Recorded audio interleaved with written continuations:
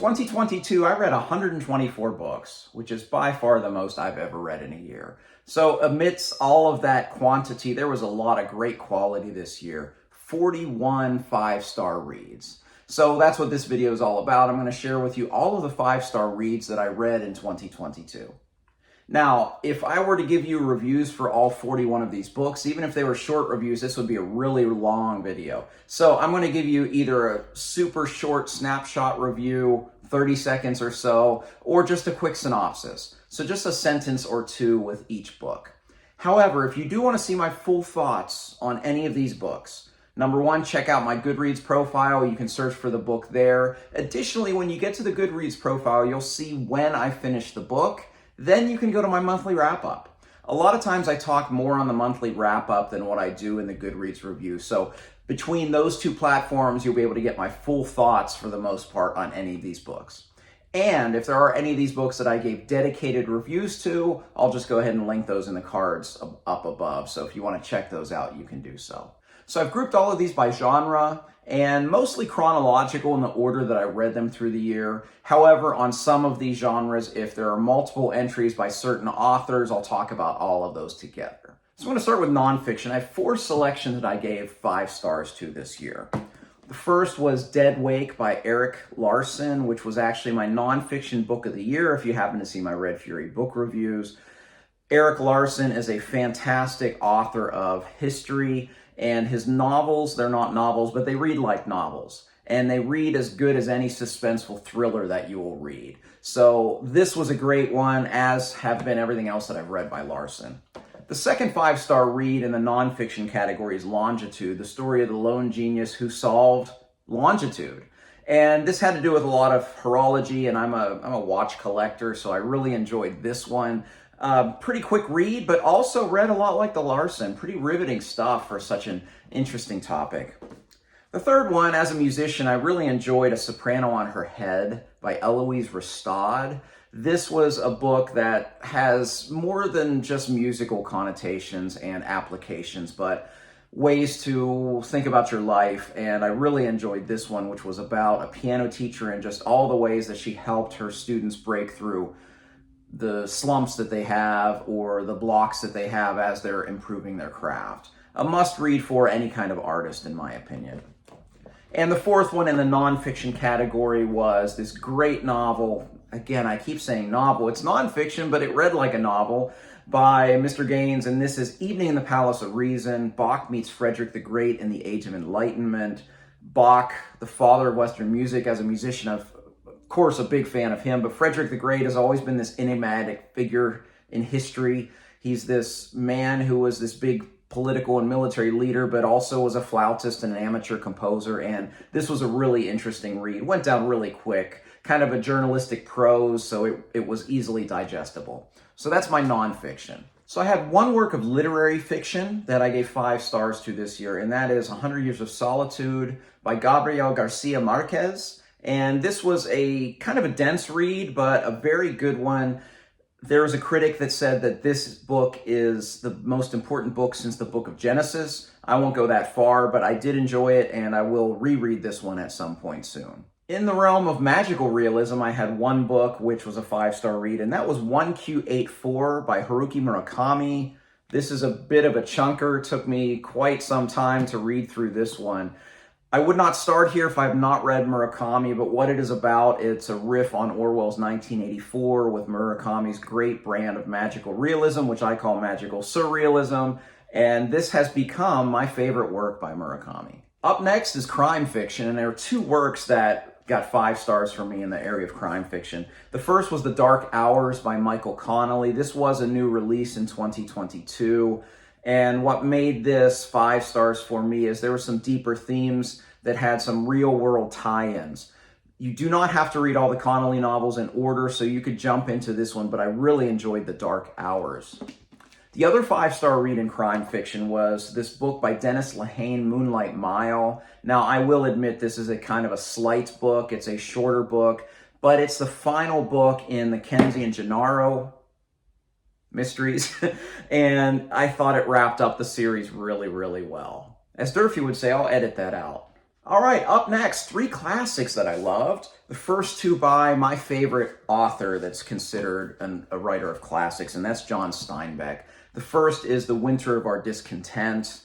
This is very different Steinbeck, and this is one that I found thought-provoking well after I closed the page. And I thought about this one quite a bit for several months after I finished it. When I finished it, I wasn't really sure what to give it, and I don't even remember if I gave it 5 stars or not, but I do now. The Winter of Our Discontent is a great one. The other one by Steinbeck that I really enjoyed is Sweet Thursday, which is a sequel to Cannery Row. This is very different Steinbeck. This is more lighthearted, humorous Steinbeck with some really colorful characters. And some of the characters from Cannery Row, of course, appear in this one, and I think I might have even liked this one a little bit better than that one. But those two works by Steinbeck are excellent. The next one doesn't have the cover, but this is To Kill a Mockingbird, and all I'll say about this is probably a top 3 classic for me. It's a very short book. I think it's one of the best works of American fiction ever. So that's my classics that I gave 5 stars to this year. Up next is historical fiction. And I have 2 works that I loved this year in historical fiction that were both finalists for my book of the year. The first is Shogun by James Clavell. This is heavy and hard to hold by one hand. This is a great work set in the time of the samurai in Japan and has to do with the clash of cultures between this European named Blackthorn, who's the main character in this story. Epic work of historical fiction. I talked about it all year. And since I'm doing some top 10 lists, you'll probably hear me talk about that more this year as well. The other work of historical fiction that I loved this year was The Killer Angels by Michael Shera. This is a retelling of the Battle of Gettysburg during the American Civil War from both sides of the battle, and just really surprised me how powerful I felt this book was. Really enjoyed this one. So only 2 works of historical fiction, but both have my absolute top recommendation that I can give you. All right, on to science fiction next, and there are quite a few sci-fi books that I gave 5 stars to. I read 11 books by Orson Scott Card this year, and 3 of them I gave top ratings. The first, of course, is Ender's Game, the first book of all of the Ender's Saga. The second book that I gave 5 stars to is Ender's Shadow, which is the first book in the Ender's Shadow series. These 2 books are actually kind of parallel because you get the same events in both books, but from Ender's perspective and a different character's perspective in Ender's Shadow. And the third one that I gave 5 stars to in that series is Shadow the Hedgeman, which is the direct sequel to Ender's Shadow. Now, I gave some full dedicated reviews to every one of the Ender's books, but if you're looking for even more from me as far as advice regarding the whole series, I did a video where I gave 3 different reading orders, including the one that I would do upon a reread. So I'll put that one in the cards and the description below if you want to read some Ender, which I do recommend a lot of these books. Okay, some more works of science fiction that I love this year.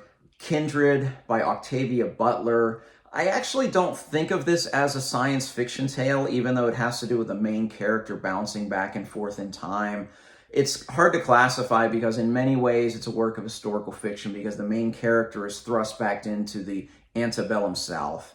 And her being a modern African-American woman, you can understand how traumatic that experience could potentially be. This was a home run of a book. I will definitely be reading more Octavia Butler in the future.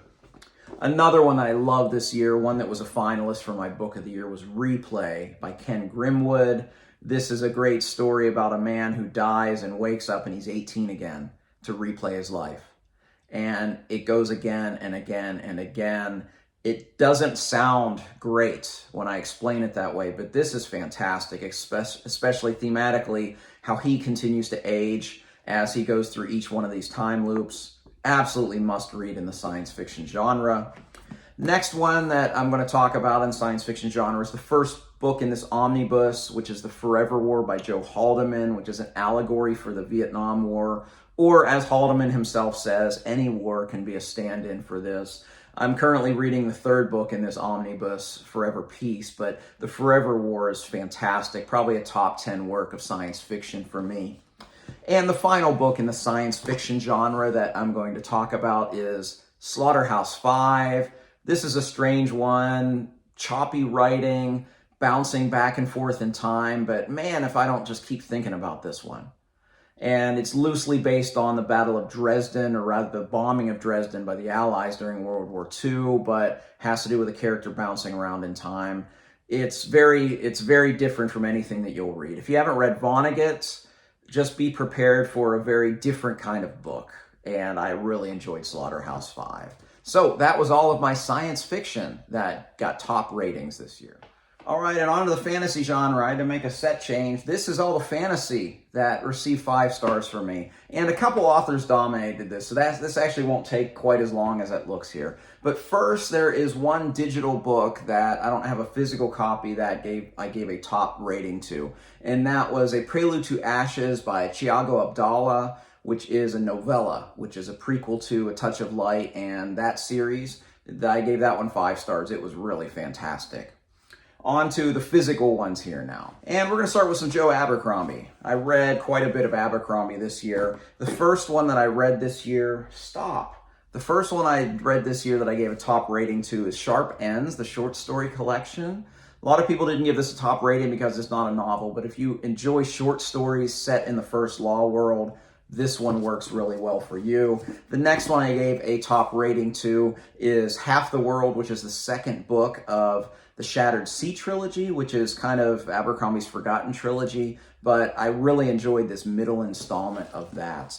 And then I gave 5-star ratings to the final 2 books of Abercrombie's Age of Madness trilogy. The Trouble with Peace, which was a finalist for my book of the year, as well as The Wisdom of Crowds. Now, all of these Abercrombie books, you need to start with the first law, but you can see that, with the exception of Shattered Sea, you can see that it's worth it because the last 2 books that he's written in that world are truly fantastic. Before I get to the Robin Hobb portion of the video here, there's one book that I loved by Lloyd Alexander this year. I reread The Chronicles of Prydain, and I gave 5 stars to Terran Wanderer. Despite this being a middle grade book, I reread this because it was something that I loved as a youth. And I will say this one thematically was a lot heftier than the rest of the series. I would dare call it existential, but I really enjoyed the 4th book of Lloyd Alexander's Prydain Chronicles. They're really quick reads if you want to read some lighter, earlier fantasy that's aimed at a younger audience. I highly recommend those books. It was the first fantasy I ever read, so I do hold them in high regard. All right, on to the Robin Hobb books. I'll be very quick with these because you can't start with any of these. This is part of the big realm of the Elderlings, which you need to start at the beginning with the Farseer trilogy. I read the Farseer trilogy and the Live Ship Traders trilogies in 2021, and then I read the rest of them this year. So the 5-star ratings that I gave to Robin Hobb's books were, well, most of them.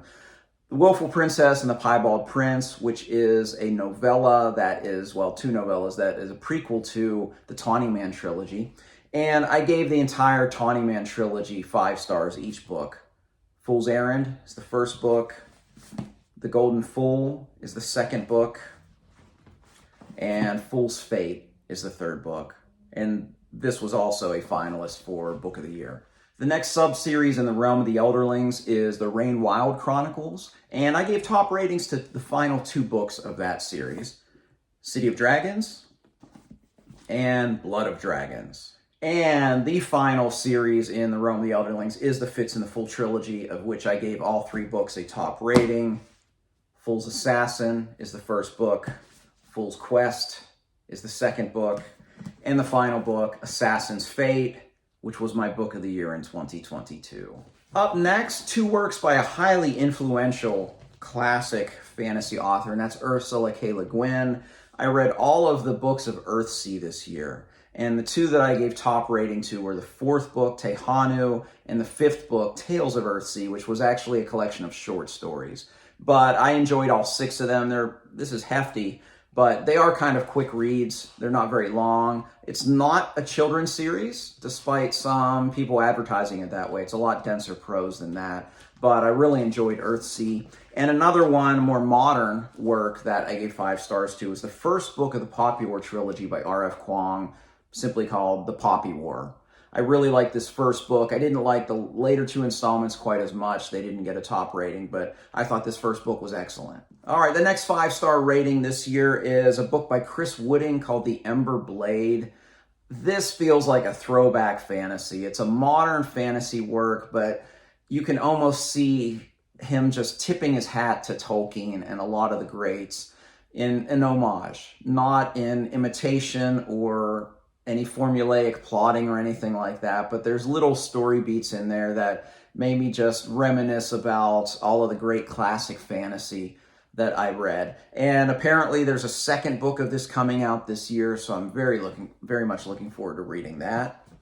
The next book in the fantasy genre that I gave 5 stars is The Legend of Black Jack by A.R. Witham. You've probably heard a lot of people talk about this one. Young protagonist, portal fantasy into a magical world. This one really surprised me how much. I just really loved it. And this is one that's been on a lot of people's best of 2022 lists, and for good reason. It's excellent.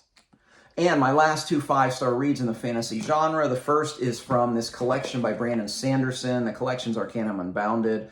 The 5-star read that I gave in this one was Mistborn, A Secret History. There's things I don't like about it, but I just love revisiting that first trilogy because I did love it so much. So I gave that one 5 stars. And then one of my last 5-star reads of the year, but one of the best books that I read all year long, was by Neil Gaiman, The Ocean at the End of the Lane. This was kind of an 11th hour addition to my finalists for Book of the Year. This is a great, short, slight tale that is just absolutely delightful. Loved every minute of this book. So that is the extent of my 5-star reads in 2022. I'd love for you to share some of yours with me that you thought were great. I had a really great reading year. I'm looking forward to an even better reading year in 2023. In fact, I started the year with a 5-star read, so hopefully we'll get a similar total next year when I do a wrap-up video. If you like this video, please like and subscribe. You can also find me on Twitter and Goodreads. I'd love to interact with you there. As always, thank you for watching. Until next time, goodbye.